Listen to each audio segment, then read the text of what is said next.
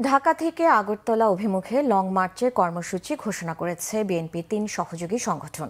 জাতীয়তাবাদী যুবদল, স্বেচ্ছাসেবক দল ও ছাত্রদল আগামী বুধবার এই কর্মসূচি পালন করবে। নয়াপল্টনে বিএনপির কেন্দ্রীয় কার্যালয়ে সংবাদ সম্মেলনে যুবদলের সভাপতি এম মোনায়েম মুন্না এই কর্মসূচি ঘোষণা করেন। তিনি বলেন, ভারতীয় আগ্রাসন ও বাংলাদেশের বিরুদ্ধে মিথ্যা তথ্য সন্ত্রাসের প্রতিবাদে আগামী ১১ ডিসেম্বর বুধবার ঢাকা থেকে আগরতলা অভিমুখে আখাউড়া সীমান্ত পর্যন্ত লং মার্চের কর্মসূচি পালিত হবে। সেদিন সকাল ৮টায় নয়াপল্টনে জমায়েত হয়ে শান্তিপূর্ণ লং মার্চ শুরু হবে।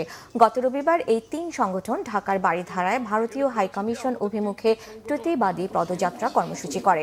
ভারতে বাংলাদেশ মিশনে হামলা, বাংলাদেশের জাতীয় পতাকা অবমাননা, ভারতের মিডিয়ায় বাংলাদেশের বিরুদ্ধে চলমান তথ্য সন্ত্রাস এবং বাংলাদেশের অভ্যন্তরীণ বিষয়ে অযাচিত হস্তক্ষেপ থেকে বিরত থাকার দাবিতে আগরতলা অভিমুখে এই লং মার্চ।